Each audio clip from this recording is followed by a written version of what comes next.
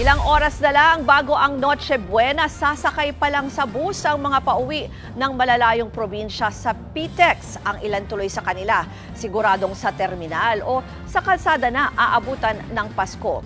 Para sa Update Live, mula sa Parañaque, nasa frontline ng balitang yan, si Mobile Journal JF Rivera. JF, ano ba ang kwento nila sa'yo? Bakit ngayon pa lang pala papauwi yung iba nating mga kapatid? Biyaheng Bicol, Cebu, Davao at ilang pambahagi ng Visayas at Mindanao ay tiyak na sa daan na abutan ng Pasko. Ito kasi yung mga biyahe na inaabot ng mahigit isang araw bago makarating sa kanilang destinasyon. Ayon sa mga nakausap natin kanina rito sa terminal, may ilan sa kanila na ngayong mismong bisperas lang daw ng Pasko nakabili ng tiket o kaya na may nagkaroon ng oras para makabiyahe. Ang iba naman, namamahalan sa presyo ng tiket sa eroplano kaya tiniis mag-bus kahit matagal-tagal ang biyahe.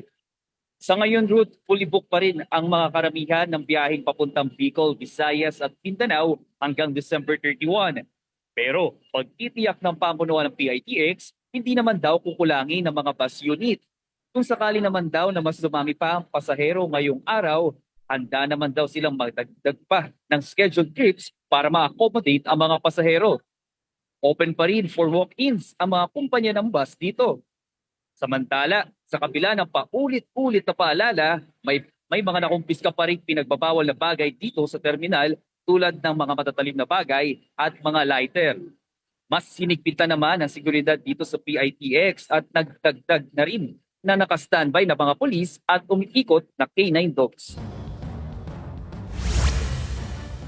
Ngayong tanghali, pumalo na sa mahigit 90,000 na mga pasahero dito sa PITX. Kaya naman patuloy ang panawagan nila sa mga pasahero na ingatan ang kanilang mga gamit at iwasan na ang magdala ng mga pinagbabawal.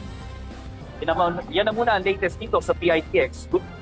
Yan po ang Express Report ni Mobile Journal JF Rivera mula sa PTEX.